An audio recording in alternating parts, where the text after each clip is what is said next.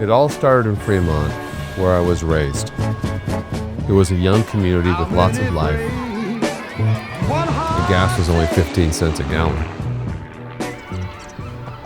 I enrolled in Bible college and met Wendy. We then got married and started ministry back in my hometown of Fremont. In 1990, we packed our lives and moved to Oregon to serve a local church. When we moved, we never thought we'd ever return to the Bay Area. By 1993, the senior pastor took another church, and suddenly we became the interim pastors overseeing all the ministries. Though we didn't know it, this was a preparation season. We didn't ask for the moment, but God entrusted it to us. We were young parents with 2 small children, navigating ministry, family, and life's pressures all at once. Life was loud, full, and demanding, but the grace of God always met us. The church in Oregon was becoming healthy and stable, yet inside we sensed this shifting that was growing. Something else was forming. Friends from the Bay Area, from Fremont, would come and visit us in Oregon.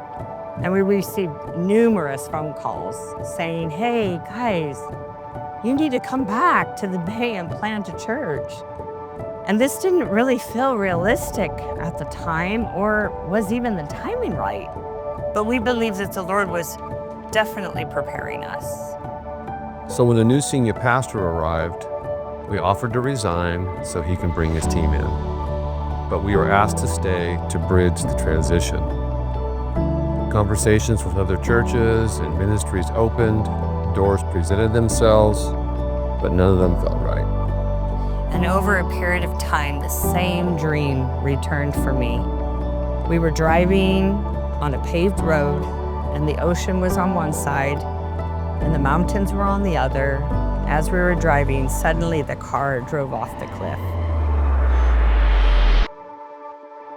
I remember looking back in the back seat, and the kids were in their car seats. They were safe. Yet everything that was familiar was gone. And the message seemed very clear that we've been on this same road for a long time, yet God is about to do something entirely new. Something shifted during one of the visits that we made to the Bay Area during the holidays. We looked at each other and knew something had shifted in us. Not very long after, I was reading in my devotional time and had this encounter with the Lord out of 1 Samuel 7:17. It says, "Samuel returned to Ramah, for his home was there, and there he built an altar to the Lord." But when I read the footnote, this felt like a prophetic confirmation. The footnote said, "After Shiloh and the death of Eli, Samuel returns to Ramah, the place of his birth and family, to live and minister." It felt like God was calling us to Fremont to live and minister and to build a local church as an altar for his glory. So wise counsel affirmed what we were sensing. Then came this one final prophetic confirmation. A man at our church stopped me and said, "The Lord spoke to me about 3 weeks ago," which is interesting because I asked the Lord 3 weeks ago for a prophetic word. And this is what the man said. He goes, "Whatever you're doing, don't doubt, you're on target. Don't doubt, you're on target."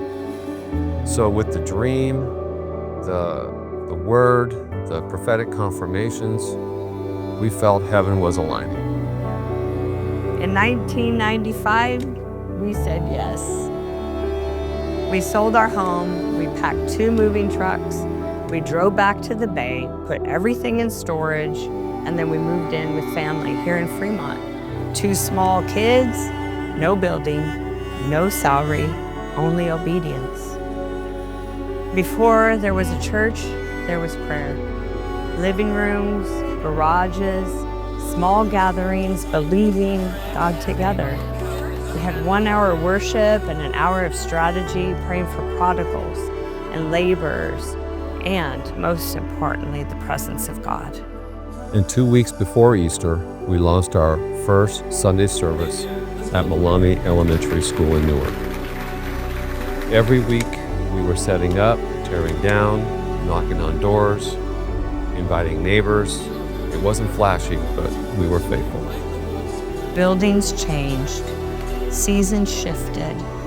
There were moments of extraordinary favor, and there were moments of intense testing. Yet, God continued to provide financially, spiritually, miraculously. Provisions we didn't earn, and doors that we didn't force.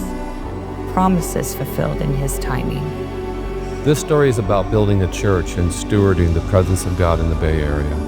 An altar in obedience, one that is still being built for the current generation and the generations to come. We are so grateful for each one of you and for being a part of building this story with us, for every sacrifice and yes to the Lord made this community what it is today.